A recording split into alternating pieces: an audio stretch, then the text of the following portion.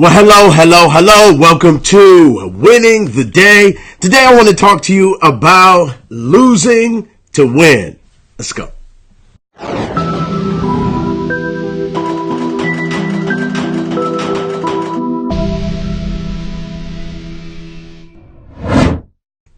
Well, warriors, arise. Welcome to Winning the Day. We are almost at the end of November. Time flies. And I want to say good morning, first of all, to Spring, who said, "Good morning, Vietnam." I remember that movie. Good morning, Vietnam, he would say. Oh, yeah. Missed that guy. Alrighty. Catherine said, good morning. Good morning. Mark from Ork. Okay. Anyway, so as we are talking about losing to win, one of the things that is important to have the mindset to go out and win is to understand how quick life goes and how short life is. The Bible says that life is like a vapor, right? And we have to be able to maximize every moment of life. And when we are going to maximize every moment of life and get the most out of it and run the race at the speed that we need to have the victory that lies in front of us, we have to be able to lose to win. All good joggers and runners know that extra weight slows them down. And so we have to get rid of the excess fat, get rid of the things that would hold us down. Some of those things are old relationships that are holding us back. Some of those things are baggage from the past that are holding us back. And we have to be able to let those things go. You know, it reminds me of a story of a young lady who was born in Mississippi in poverty. And this person born in poverty, I mean extreme poverty, where the dresses were made out of like potato sacks. And this person was bounced around from home to home and never was able to get solid in one place because the family kept bouncing her around, and the mother was really not there for this person, and the father was really not there, and she spent time with her grandmother. And imagine just having a situation where you have a sister that you didn't even know about until you was 10 that got sent to a foster home. Imagine if you had a brother that died of AIDS at a very young age. Imagine if you were molested, and this might be the story for some of you, but molested at 9 years old, and at 13 you are pregnant at 13. And then the baby is born prematurely at 14 years old and dies. And then you go to a school that's predominantly white and you're bused there. And because you're so poor, people keep rubbing your poverty in your face. And the pain of that is so immense that you get shipped back again to another family member. And this person's name was pronounced wrong so many times that the way that it was pronounced stuck. And the name on the birth certificate was I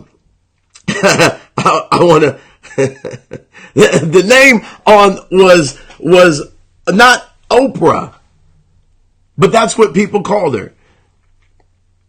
And you think about this now. I'm trying to remember the name in the Bible. Ruth and Orpah. And Orpah. That was the name that was on the birth certificate. But it was pronounced wrong so many times that Oprah stuck. And imagine if that lady, who is a wealthy billionaire, one of the most wealthy women in the world, Spring said Orpah. Orpah. So I can't even pronounce it. Orpah. So imagine that your name is pronounced wrong so much that people call you Oprah instead of Orpah. My God, what if she just sat in that baggage and never became the woman that she is today? One of the most influential women, one of the thought leaders of our generation. This lady has built a fortune because she was able to lose to win. She was able to get rid of the baggage of the past, and she was able to press forward, and she was able to use the things that happened to her as fuel to keep going. And she never let her circumstances of her old life affect her present and her future. And you got to be willing to lose to win. You got to be willing to get rid of the things that are in your mind that would hold you back. The things that are for say in the attic, right? And I can remember having times where we would go into the attic of people's homes and find all of this junk. As a matter of fact, my wife was cleaning out the garage yesterday, and there were things that she was moving into the basement. And I was thinking, why would you move it into this area? Because there's so much in there already that we never are going to use again. And so she promised me, I'm going to get rid of this stuff and have people pick it up.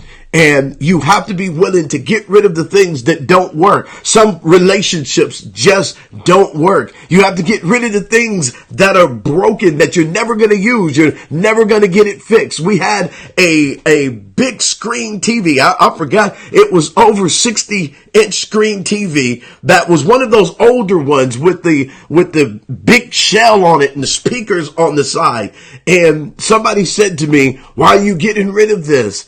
And I thought about it like, oh man, he said we could probably fix it for about $250. It was a Sony, a great TV. But you know what? The TV is outdated. The TV is old. The TV doesn't work. And you know what? We probably won't fix it. And in order for us to win, we got to be able to lose. And lose those things that aren't working for you, those things that are broken, those things that are old, those things that are outdated. And you have the ability to choose to do something different with your life every single day.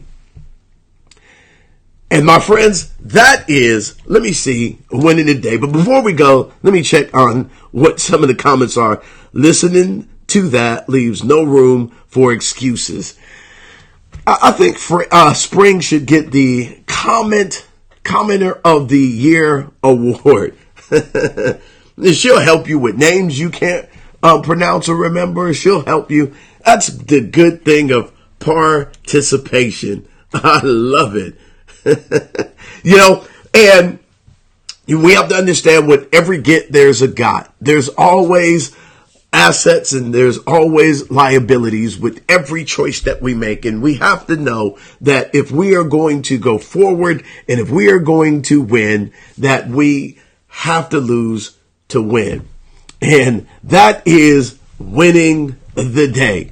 And so with that, my friends, go out, absolutely crush it today. Do what it is that only you can do. Be who only you can be, and position yourself to win and start winning now. Bye-bye.